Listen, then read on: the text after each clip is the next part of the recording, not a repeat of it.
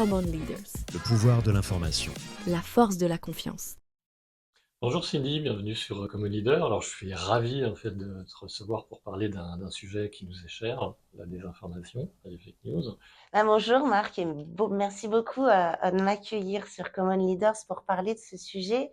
Effectivement, on a lancé en tout début d'été un projet qui s'appelle Anti-Fake News, donc qui a été lancé le 1er juillet. Anti-Fake News, c'est quoi? C'est un quiz, 20 questions, 20 points, 20 minutes pour tester sa résilience face à la désinformation.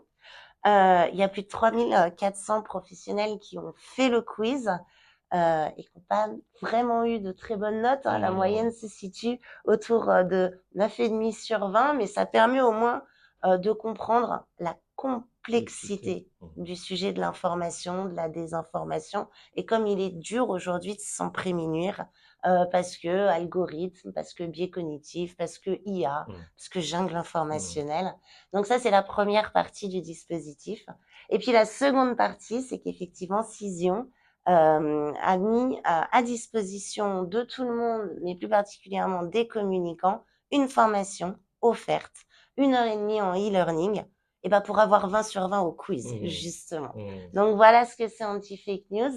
Et effectivement, on a lancé ça au 1er juillet.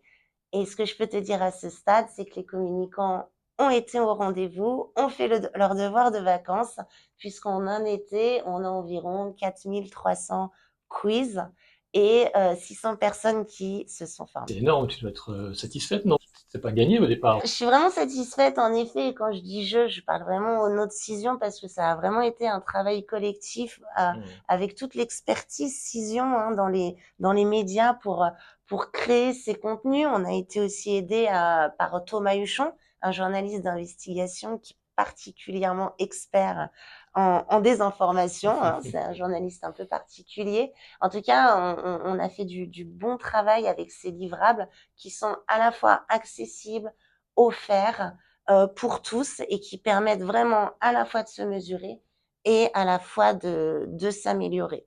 Et c'était pas gagné au début, comme tu disais, parce qu'il y avait vraiment ce côté, oh là là, les fake news, c'est quelque chose de politique, ou alors il va falloir mieux former nos enfants à l'éducation, aux médias. Eh ben non, nous on voulait dire la lutte contre la désinformation, c'est une problématique d'adultes et c'est aussi une problématique de professionnels parce que oui, ça touche aussi les entreprises. Cindy, est-ce que tu as un message particulier à faire passer aux communicants? Eh ben d'abord, merci. Merci de vous engager à nos côtés parce qu'on pense vraiment que c'est une évolution du métier de communicant, cet engagement à lutter contre la désinformation. Il nous semble chez Cision que ça va être le rôle des directeurs de communication de prendre ce sujet en main au sein de l'entreprise.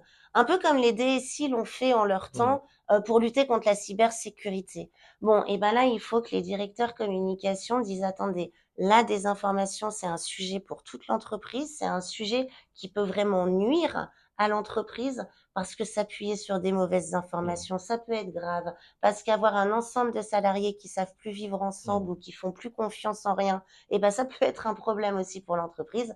Et puis surtout, quand on est directeur communication, je peux vous assurer qu'il ne se passe pas une semaine sans qu'une marque soit touchée directement ou indirectement par de la désinformation, du militantisme, parfois ça peut, oui, de la malveillance et que la réputation des marques est en jeu. Donc, écoutez, si vous avez fait le test et la formation, bravo, diffusez-la.